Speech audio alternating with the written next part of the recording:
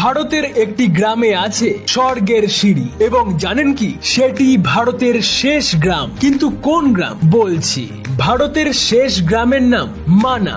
এটি অবস্থিত উত্তরাখণ্ডের চামোলিতে। সমুদ্রপৃষ্ঠ থেকে প্রায় 3200 মিটার উঁচু এই মানা গ্রাম। প্রাকৃতিক সৌন্দর্যে ভরা এই মানা গ্রামের 5 কিমি দূরেই রয়েছে মহাদেবের বদ্রীনাথ ধাম। ধর্মীয় বিশ্বাস অনুযায়ী মহাভারতের যুদ্ধের পর পাণ্ডবরা যখন সশরীরে স্বর্গের পথে রওনা দিয়েছিলেন, তখন তারা এই মানা গ্রামের উপর দিয়েই স্বর্গের পথে গিয়েছিলেন। এই গ্রামের সরস্বতী নদীর কাছে একটি পাথরের তৈরি সেতু রয়েছে, যার নাম ভীমপুল বা ভীমাপুল। দ্রৌপদীর নদী পারাপারের জন্য পাথর দিয়ে এই সেতুটি নির্মাণ করেছিলেন ভীম। এই গ্রামে একটি গুহা রয়েছে, যেখানে বসবাস করতেন ঋষি বেদব্যাস।